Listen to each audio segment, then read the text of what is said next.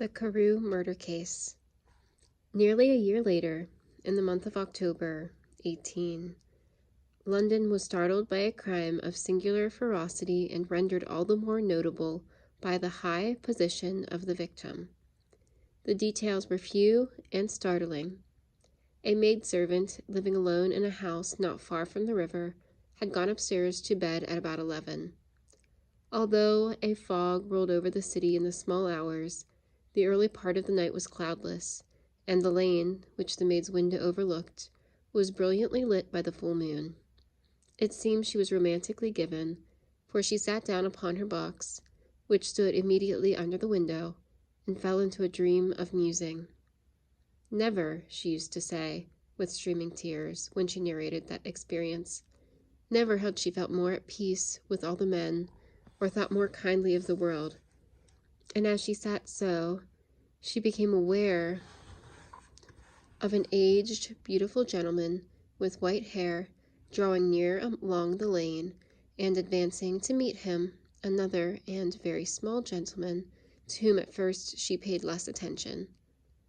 When they had come within speech, which was just under the maid's eyes, the older man bowed and accosted the other with a very pretty manner of politeness. It did not seem as if the subject of his address were of great importance indeed. From his pointing, it sometimes appeared as if he were only inquiring his way. But the moon shone on his face as he spoke, and the girl was pleased to watch it. It seemed to breathe such an innocent and old-world kindness of disposition, yet with something high, too, as of a well-founded self-content. Presently her eye wandered to the other, and she was surprised to recognize in him a certain Mr. Hyde, who had once visited her master, and for whom she had conceived a dislike. He had in his hand a heavy cane, with which he was trifling, but he answered never a word, and seemed to listen with an ill-contained impatience. And then, all of a sudden, he broke out in a great flame of anger, stamping with his foot, brandishing the cane, and carrying on, as the maid described it, like a madman. The old gentleman took a step back, with the air of one very much surprised and a trifle hurt, and at that Mr. Hyde broke out all the bounds and clubbed him to the earth. And next moment, with ape-like fury, he was trampling his victim underfoot and hailing down a storm of blows, under which the bones were audibly shattered, and the body jumped upon the roadway. At the horror of these sights and sounds, the maid fainted. It was 2 o'clock when she came to herself and called for the police. The murderer was gone long ago, but there lay his victim in the middle of the lane, incredibly mangled. The stick with which the deed had been done, although it was of some rare and very tough and heavy wood, had broken in the middle under the stress of this insensate cruelty, and one splintered half had rolled in the neighboring gutter. The other, without doubt, had been carried away by the murderer. A purse and gold watch were found upon the victim, but no cards or papers, except a sealed and stamped envelope, which he had probably been carrying to the post, and which bore the name and address of Mr. Utterson. This was brought to the lawyer the next morning, before he was out of bed, and he had no sooner seen it and been told the circumstances than he shot out a solemn lip. "I shall say nothing till I have seen the body," said he. "This may be very serious. Have the kindness to wait while I dress." With the same grave countenance he hurried through his breakfast and drove to the police station, whither the body had been carried. As soon as he came into the cell, he nodded. "Yes," said he, "I recognize him. I am sorry to say that this is Sir Danvers Carew." "Good God, sir!" exclaimed the officer. "Is it possible?"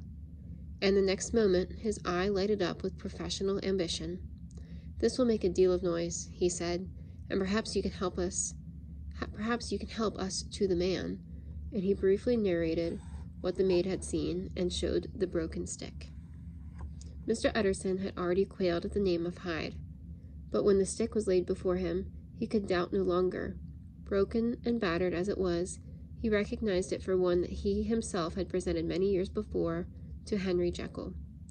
"Is this Mr. Hyde a person of small stature?" he inquired.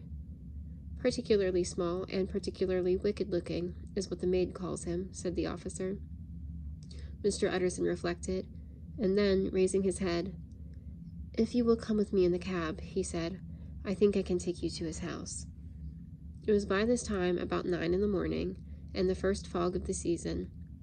A great chocolate-colored pall lowered over heaven, but the wind was continually charging and routing these embattled vapors, so that, as the cab crawled from street to street, Mr. Utterson beheld a marvelous number of degrees and hues of twilight, for here it would be dark like the back end of evening, and there it would be a glow of a rich, lurid brown, like the light of some strange conflagration, and here, for a moment, the fog would be quite broken up, and a haggard shaft of daylight would glance in between the swirling wreaths. The dismal quarter of Soho, seen under these changing glimpses with its muddy ways and slatternly passengers, and its lamps, which had never been extinguished or had been kindled afresh to combat this mournful reinvasion of darkness, seemed, in the lawyer's eyes, like a district of some city in a nightmare. The thoughts of his mind, besides, were of the gloomiest dye, and when he glanced at the companion of his drive, he was conscious of some touch of that terror of the law and the law's officers, which may, at times, assail the most honest. As the cab drew up before the address indicated, the fog lifted a little and showed him a dingy street, a gin palace, a low French eating house, a shop for the retail of penny numbers and 2-penny salads, many ragged children huddled in the doorways, and many women of many different nationalities passing out, key in hand, to have a morning glass. And the next moment the fog settled down again upon that part, as brown as umber, and cut him off from his blackguardly surroundings. This was the home of Henry Jekyll's favorite, of a man who was heir to £250,000 sterling. An ivory-faced and silvery-haired old woman opened the door. She had an evil face smoothed by the hypocrisy, but her manners were excellent. Yes, she said, this was Mr. Hyde's, but he was not at home. He had been in that night very late, but he had gone away again in less than an hour. There was nothing strange in that. His habits were very irregular, and he was often absent. For instance, it was nearly 2 months since she had seen him till yesterday. Very well, then, we wish to see his rooms, said the lawyer, and the woman began to declare it was impossible. I had better tell you who this person is, he added. This is Inspector Newcomen of Scotland Yard. A flash of odious joy appeared upon the woman's face. Ah, said she, he is in trouble. What has he done? Mr. Utterson and the inspector exchanged glances. He don't seem a very popular character, observed the latter. And now, my good woman, just let me and this gentleman have a look about us.